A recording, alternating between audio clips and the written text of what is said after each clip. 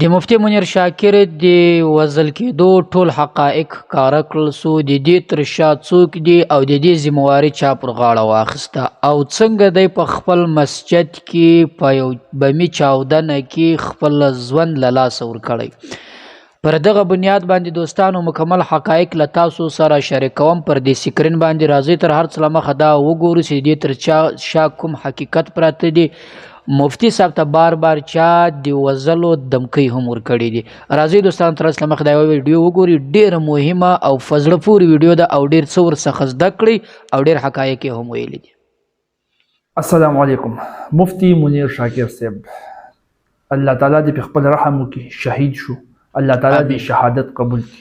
صد تعریف محتاج نه دي، ټول خلک یې پیژني. واقع به تاسو اورېدلي چې مونځ روانو او د جمعات په گیټ کې بم ورتګدل شوی او هغه بم چاودنه کې تاریخ پټا سره ویډیو ډیر خوندور تاسو طرفه وګورئ. دا بم چې دی ته آی ای ډی ویل کېږي، امپرووایزډ ایکسپلوزیو ډیوایس. یو عام لوکیشن ته کې بمي د عامو سيزونو نه جوړیږي، ایکسپلوزیوز په کې چولي، مطلب دا بارود وغیرہ، او هغه کې دغه شارپ نیلز چې څه ویل کېږي، میخونه یا بیرنز وغیرہ دای په کې چولي. او دا غي نه علاوه د ډیټونیشن د لپاره په هغه کې مختلفي طریقې استعمالي، پرشر پلیټس هم پکې استعمالي، لکه خپه چې څوک کی دي س پرشر پیراشي نو وډزيږي، یا پکې ټایمر هم استعمالي چې س ټایم بعد وډزيږي، او یا ریموټ کنټرول هم کېدای شي. مختلفي طریقې کېدای شي، خو مطلب د خبرې نه دا دی چې وړو کې غونته کې ساده غونته کې بمي.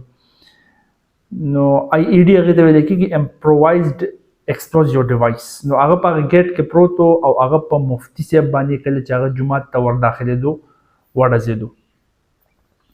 ګس خپل هغه کافي زخمی شوی و. ایکس ریز د هغه موجود دي په سوشل میډیا باندې، تاسو به کتلی. کله چې هسپتال ته وړو اداره چته، نو د زیات بلډ لاس ته وجه اینه د وجود نه ډیره زیاته تللی و. په میډیکل ټرم کې د هیمریج وي، هیمریج شوی او ډاکټر خبر مال تاسو سره شریک کیسه. نو د هغه د وجه نه هغه شهید شو. په سٹارټ کې چې کله وړو نو داسې حالت کې نو تر څو چې دا غږ نه کم خبرونه راغلي، په داسې کریټیکل کنډیشن کې نو خو چې هسپتال ته ورسېدو نو بیا کنډیشن حالت دومره کریټیکل شوی او بلډ لاس اینا تلل بدل ته دونه شي چې دا غږ نه هیمریج کاس شو او وفات شو. اوس هغه د دې نه مخکې بار بار دا ویلي چې ما تریټس ملاویږي، حکومت د زما د سکیورټي غم وکي او اسلحه لایسنس ته می اپلای کړو. هغه ټول بیانات په سوشل میډیا باندې شته، هغه به تاکي او د پولیس ته طرف نه چې کوم بیانات ویل کېږي او تریټس د مختلفو ګروپونو نه چې پای کې د داعش نوم یادې کی. انویسټیګیشن بکیږي، د انویسټیګیشن نه بعد به د دې معاملاتو پوره پته لګي. دلته غواړم چې یو درې خبرې، اصل دا مهمه خبره دې ته وکس یو درې تعلیمات باندې تاسو ولستو. نمبر 1،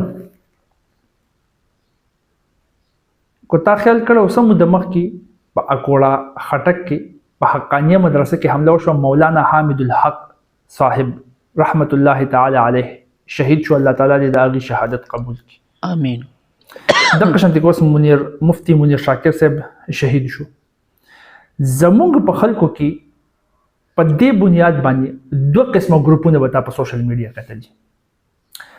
دا زمونږ په نظریاتو کې چې کوم اختلافات دي، نو دا هغه اختلافاتو په بنیاد باندې دا ګروپونه په هر ځای کې دي. خو دا مثال ځکه در کوم چې د دې نه به تاسو دا خبره کلیر شي، ځکه چې دا دوه ریسنت واقعیت شو. یو ګروپ هغه خلکو چې هغه د مولانا حامد الحق صاحب په شهادت باندې خفګان نه دی کړی. یو ګروپ په انتهایی خفو، یو خفګان نه دی کړی. ایکستریم الفاظ طرف ته زنه خو داسې کسان په کې چې هغه بل بل شانتي الفاظ هم استعمالول، هغه به تاسو په سوشل میډیا باندې سره خاين. دغه شانته کې مفتی منیر شاکر صاحب چې الله تعالی دې شهادت قبول کړي، د هغه په شهادت باندې داسې خلک شته چې هغه په خفګان نه کوي، خوشحاله دي ورباندې. او زما د خبرې نه مقصد څه دی؟ زمونږ د دې خلکو سایکی داسې جوړه ده کنه، زمونږ ذهنیت داسې جوړ دی. مونږ به ګیله ګوره اله د بل نه کوو چې کله په خپل مونږ خپل ځان سم کو، چې مونږ په خپل سم نه یو، مونږ ګیله د بل نه نشو کولای چې ستاسو د وجه په ما باندې دا حالات جوړ دي. زمونږ د خلکو ذهنیت داسې جوړ دی چې په اختلاف رائے کې، په نظریاتو کې اختلاف پیدا شو، نو بیا پکې مونږ لیمټس کراس کوو، حدونه کراس کوو. دې حد ته پکې ځو کو د یو انسان پکې ژوند زی هغه ته د مرګ خطرې هغه مړ کیږي شهید کیږي مونږ یې پروا نه کوو. داسې کسان به پکې ویني چې هغه په خوشحالي د خپل اپوننټ د خپل مخالف ګروپ نه کس لاړی دی په خوشحالي کوي. مسله دا ده چې مونږ ته دا ښودلی شوي نه دي چې څنګه د تشدد نه مونږ ځان راوباسو. هغه تشدد والا سوچ په مونږ کې پروت دی او هغه تشدد تا ته ګیر چاپېره د هغې رزلټس ښکاري. اوس د هغې وجه دا ده چې مونږ ته اسلام صحیح معنو سره ښودلی شوی نه دی. یا خو ځینې خلک د اسلام نه د یو سیټ ته اسلام ګدلی دی دین ګدلی لیبرل شوي دي سیکولر شوي دي اخوا اورېدلي دي نظام ځان له اسلام ځان له او یا ځینې خلک په اسلام کې په یو فرقه کې نښتي دي. ډیټیل کې نه ځو خو دا یو خبره کلیر کول دي چې په اسلام کې د ټولو نه اولین ترجیح د انسان ژوند او د هغې د حفاظت او د هغه د مال د حفاظت طرف ته ده. په هغې باندې ترجیح ده. د خانه کعبې د حرمت د هغې د احترام نه سوا د یو انسان د یو مؤمن مسلمان د ژوند او د هغه د مال احترام دی. حدیث دی چې پیغمبر علیه الصلاة والسلام د خانه کعبې سره خوا کې ولاړ او د خانه کعبې صفات د هغې صفت یې کوو چې څونه خوشبو د ښکلې ستا څونه د حرمت قابل ته خو ستا نه سوا زیات حرمت احترام هغه د یو مؤمن مسلمان د ژوند دی د هغه د مال.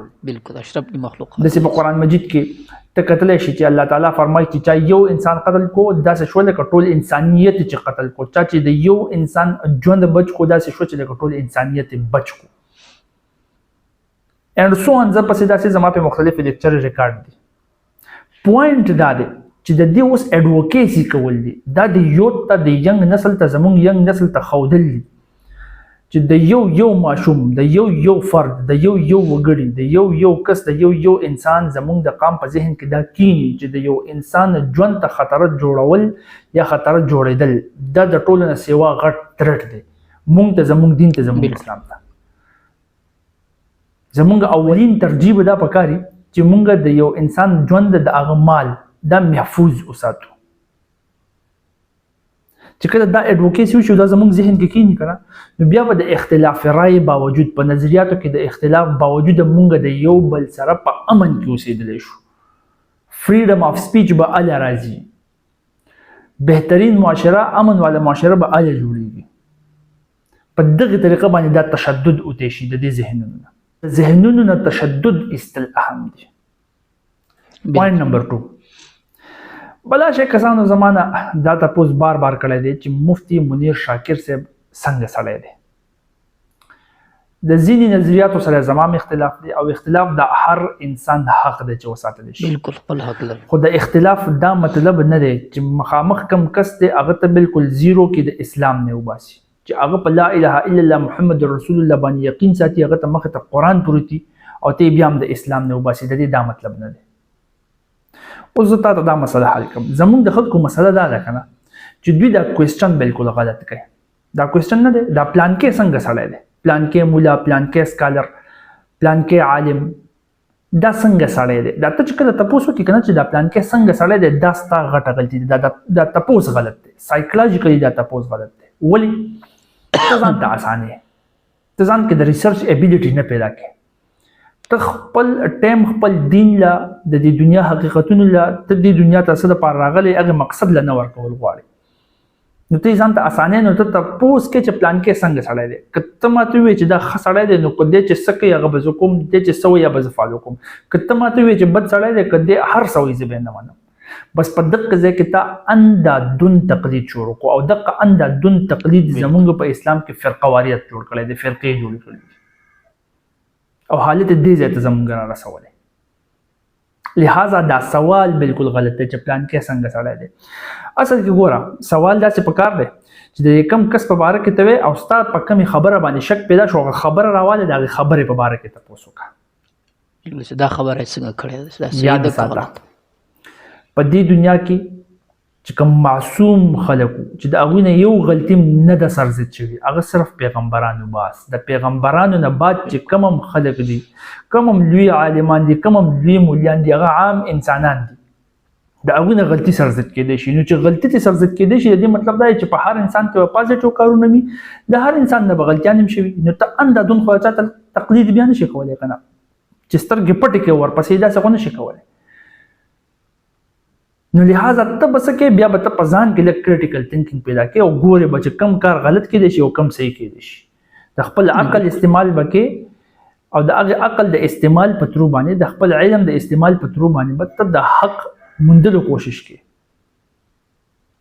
د دقه باره کې حضرت علي رضی الله تعالی عنہ فرمایلی دی ګور حضرت علي رضی الله تعالی عنہ نه د کوغاړي کنه چې هیومن سایکالوجي په بهترین انداز کې زده کوم نو حضرت علي رضی الله تعالی عنہ مطالعه وکړه بهترین انداز کې پوهه ورکړه د حضرت علي رضی الله تعالی عنہ قول دی وای ته دې ته مګوره چې د مخامخ کس څوک دی ته دې ته وګوره چې د خبره کما یو کوي خبره باندې اوس ورسېږي خبره ته وګوري کس ته باندې وګوري نو که خبره ټیکو واله که خبره غلطه وماله نو چې ستاسو دا سوچ پیدا شو کنه ته یو کس بالکل زیرو کولای نشي چې د اسلام د دایره نه ایستې نشي نو ستاسو غم او غصه په هغه باندې دون راتلې نشي چې ته د هغه یا مرګ ته تیار شي یا د هغه په مرګ باندې خوشاله ته تیار شي تا ته کو 2 + 2 = 4 دا یو وړوکی ماشوم مو وای کنه ته به داغه نه تاسو نه کې چې ته وړوکی ماشوم ته سکول ویل سبق دی ویل دی کنه ته به سوچ کې چې او خبر خو صحیح ده 2 + 2 = 4 راځي او کته ته یو پی ایچ ډی پروفیسور هم وای کنه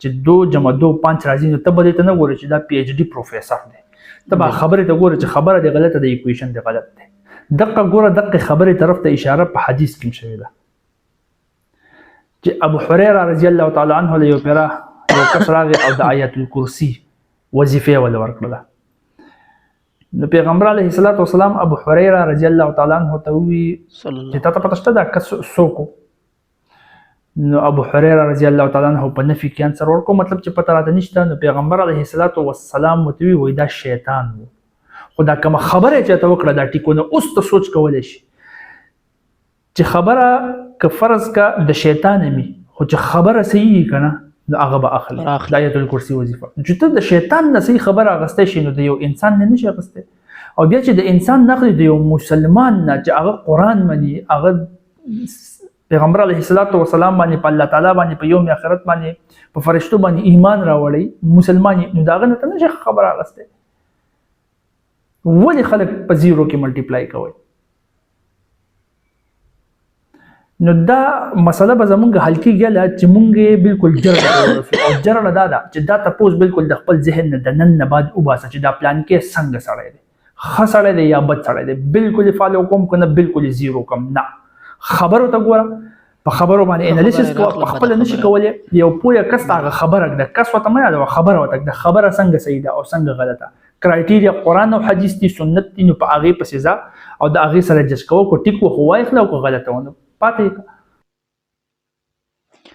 دوستانو د طارق پټان صاحب دا ویلوګ ملتاسو سره شریک کړي یقیني ډیر پزړه پوری غیدل او حقیقت هم داسې دي کمی دوی خبرې چې د وکړې په دغه دوه خبرو کوم او تاسو عمل وکړو یقیني زموږ معاشره به هم سمسي زموږ په معاشري کې به اختلافات هم ختم سي زموږ په معاشري کې به بې اتفاقي ختم امن ورغلوي براسي که تاسو سوچ او فکر کړی وي چې ځان ته ډیر دانشمند او ځان ته ډیر تعلیم او پوهان وایي کله چې مولانا حمید الحق صاحب شهید سو دیغه له شهادت نه بعد پر ټیک ټاک لایفونو هم تاسو ولید پر فیسبوک مې هم ولید په یوټیوب مې هم ولید په ټولو باندې راغو د خوشحالي اظهار یا کوي خوشحاله کېدلو خوشحالي خو څه کوي بلکې په مقابل بد رد داسې الفاظ یې ورته ویل چې هغه و کافر ته هم نه دي روا د خپل مسلمان ورور بیا پښتون چې د پښتانه دعوه کوي بیا پښتون او بیا د نبی علیه الصلاۃ والسلام پر وراثت باندې ناس داسې کسته داسې الفاظ استعمالول تاسو ولید په کمنټو کې په هر ځکم خو بیا داسې کراواخه بالمقابل چې کله پر دغه خلکو بد ورځ بیا رااله دغه خلکو بیا هم له هغه خلکو څخه ګیله کوي چې تاسو ولې زموږ شهید ته بد رد وایست د مولانا جان هغه خبرې به تاسو اورېدلې وي چې تا له علماو سره همدردي نسته چې تا له صلحاو سره همدردي نسته په هغو پسې بد رد وایې د هغو په کمي خوشحاله یې د هغو په مرګ خوشحاله یې او د هغو په تاوان خوشحاله یې د تا څه سوچ او فکر یې سبا به دغه خلک له تا سره همدردي ولري سبا به دا خلک له تا سره خواخوږي وکړي قطعا هیڅ کله یې نه درسره کوي نو دوه ګروپونه په موږ پښتنو کې داسې سته چې بیا مثلا په دې کې داسې یو ګروپ هم ده چې هغه مثلا داسې نړۍ ته د امن پیغام خپل ځان ته یا خپلو پښتنو ته د امن د چغې وهلو نارې هم ویي، خو بیرته په دغه د امن د چغې نارو وهلو کې دی داسې الفاظ هم استعمالوي چې بعضې خپل پښتانه ورونو بیرته له ځانه لرې کوي. نو دغه رقم چې کم منشور په مخه اخیستل سوی ده پر دغه بنیاد باندې، او که داسې الفاظ استعمالیږي مثلا لکه یو بل ته، په دې سره خلک نور لرې کیږي، په دې سره د سوچ فکر یو انسان نه کوي چې موږ په پښتنو معاشره کې به امن راشي. هېڅ کله داسې امن نشي راتلی. د بل ګروپ ته که تاسو ګورئ، پرون راایسته مفتي منیر شاکر په هکله باندې ما مخکې ویډیو سره شریکه کړه، که ښه سړی و که بد سړی و، یعنې لکه څنګه چې طارق پټان صاحب درته ویل ښې خبره یې وکړه راوایې اخله، بده خبره یې وکړه ویې غورځوه مه یې راخله. نو که ښه و که بد و، شهادت نه شهادت دا الله ته پرېږده، جنت دوزخ دا الله ته پرېږده. کې جنت ورکوئ والله کې ته جن راوګرځوې، کې دوزخ ورکوئ والله که د چا په وس باندې فوری له الله ماسې وس هغه له دوزخه راوګرځوي. دا ټول د الله کارونه دي چې له دنیا څخه ولاړئ بس بیا دی و خدای پوه سو، بیا دی و خپل عمل که یې ښه عمل کړی و جنت ته به ولاړ شي، که یې بد عمل کړی و دوزخ له به ځي. نو زما ټولو پښتنو ته بیا دا یو پیغام ده چې په خپل مابینځ کې امن اتفاق راولئ. په دې شانته نه راوستل کېږي چې ته د یو شهید توهین کوې او بیا له بل څخه غواړې چې زما د شهید ته عزت وکړه، یا دا بل د یو شهید توهین کوي او بل څخه بیا غواړي چې د ما د شهید عزت وکړه. داسې نشي کېدلی چې د بل عزت دې وکړي، خپل عزت به دې کې پروت وي. چې د بل د مشر د لیډر ته درنه سترګه وکتل، ستا مشر ستا لیډر ته به خامخا ضرور هغه کس بیا په درنه سترګه ګوري.